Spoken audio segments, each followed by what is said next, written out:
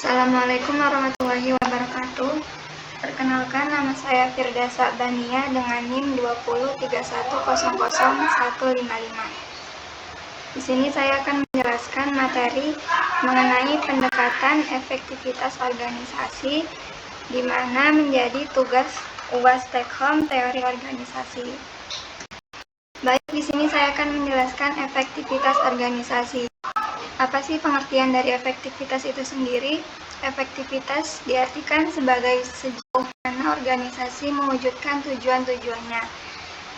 Kemudian, pengertian dari efektivitas organisasi sendiri itu merupakan tingkat pencapaian organisasi atas tujuan jangka pendek dan jangka panjang. Kemudian, pilihan definisi mencerminkan konstituensi strategi, minat mengevaluasi, dan tingkat kehidupan organisasi. 10 kriteria tentang efektivitas organisasi. Menurut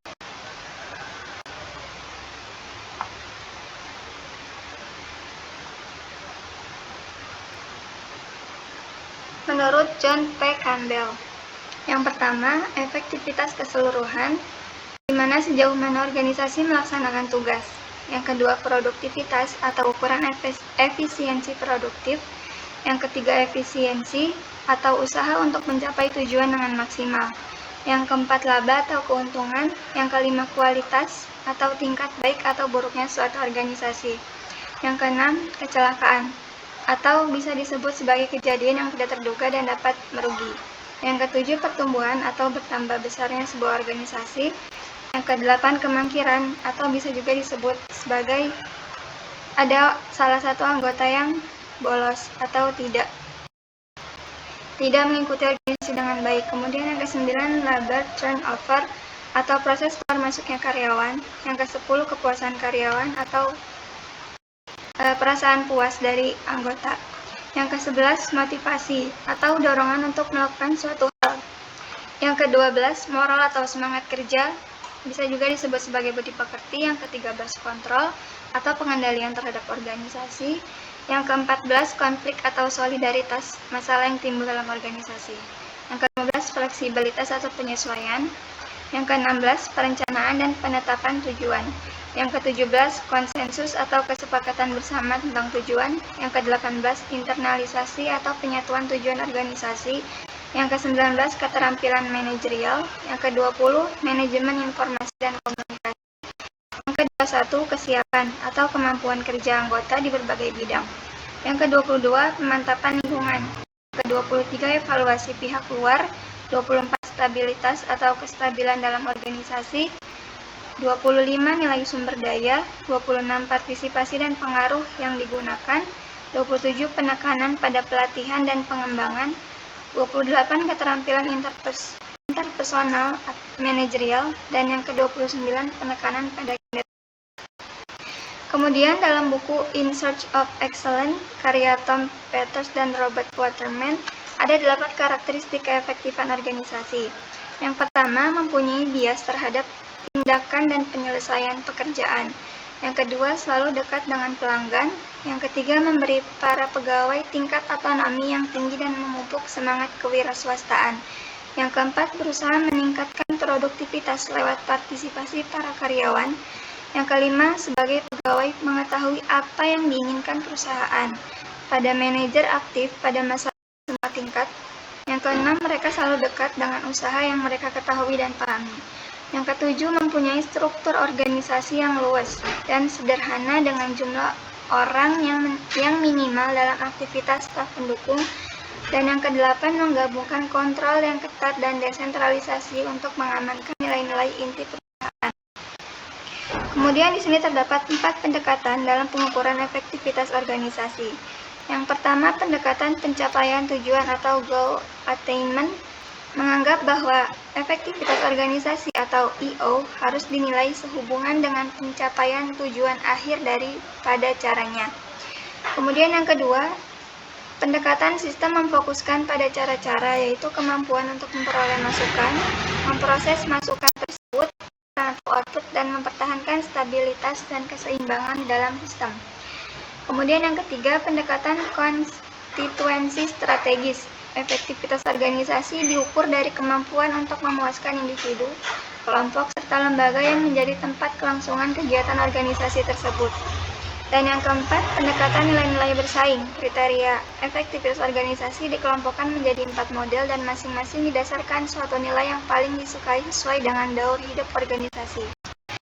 Di sini dijelaskan kembali mengenai pendekatan pencapaian tujuan atau goal attainment, di mana terdapat 4. Di sini ada yang namanya organisasi harus mempunyai tujuan akhir, dan tujuan akhir ini harus diidentifikasi dan harus jelas, dan juga harus sedikit. Dan konsensusnya juga harus ada mengenai tujuan-tujuan tersebut, dan contoh pelaksanaannya ini mengenai manajemen by objektif atau MBO. Yang kedua, pendekatan sistem. Pendekatan sistem di sini dijelaskan bahwa organisasi terdiri dari sub-sub bagian yang saling berhubungan.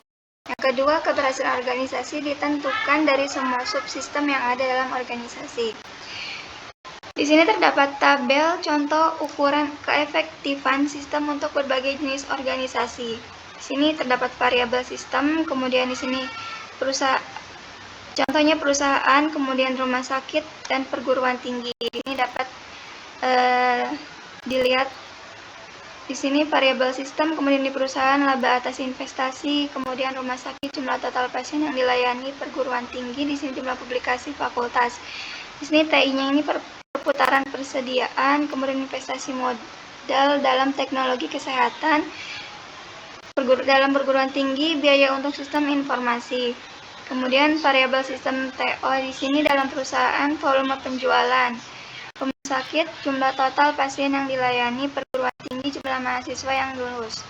Kemudian variabel sistem II-nya di sini dalam perusahaan perubahan modal kerja, dalam rumah sakit perubahan jumlah pasien yang dilayani, dan dalam perguruan tinggi perubahan mahasiswa mendaftar.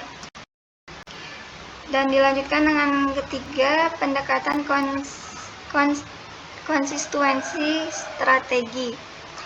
Ukuran efektif apabila dapat memenuhi tuntunan dari konstituensi yang terdapat dalam lingkungan organisasi, yaitu konstituensi yang menjadi pendukung keberlanjutan organisasi tersebut.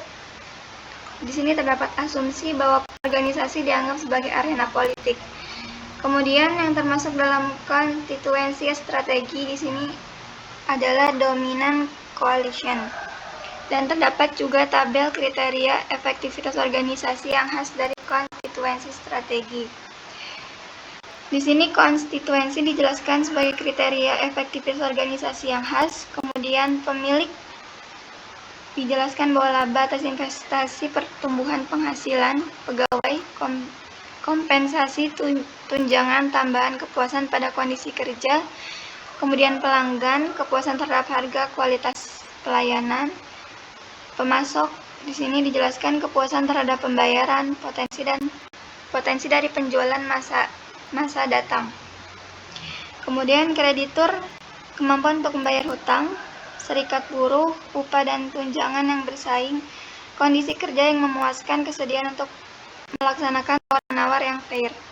Kemudian pejabat masyarakat, keikutsertaan para anggota organisasi dalam masalah lokal, tidak ada kerusakan pada lingkungan, dan yang terakhir lembaga pemerintah, tunduk pada hukum, menghindari denda dan teguran. Dan yang keempat, pendekatan nilai-nilai bersaing. Di sini kita lanjut ke selanjutnya. Di sini dijelaskan bahwa fleksibilitas, kemudian pengawasan manusia dan organisasi. Di sini OFM maksudnya itu adalah fleksibilitas, yaitu mampu menyesuaikan diri dengan baik terhadap perubahan pada kondisi dan tuntutan dari luar. Kemudian OFE, perolehan sumber, mampu meningkatkan dukungan dari luar dan memperluas jumlah tenaga kerja. OCM, perencanaan, tujuan jelas dan dapat dipahami dengan benar. Kemudian OCE, produktivitas dan efisiensi, volume keluaran tinggi, resiko keluaran terhadap masukan tinggi. Kemudian PCM, ketersediaan informasi, saluran komunikasi membantu pemberian informasi kepada orang mengenai hal-hal yang mempengaruhi pekerjaan mereka. Nah, di sini PCE. PCE ini masuk dalam internal proses. Nah, PCE sendiri adalah stabilitas, perasaan tentram, kontinuitas kegiatan-kegiatan berfungsi secara lancar. Kemudian PFM, tenaga kerja yang kohesif. Pegawai mempercayai, menghormati, dan bekerja sama dengan yang lain. Dan yang terakhir ada PFE. PFE ini dalam Human Relation Model atau tenaga kerja terampil. Pegawai yang memperoleh pelatihan, mempunyai keterampilan dan kapasitas untuk melaksanakan pekerjaan dengan baik. Kemudian sekian yang dapat saya sampaikan, kurang lebihnya mohon dimaafkan. Wassalamualaikum warahmatullahi wabarakatuh.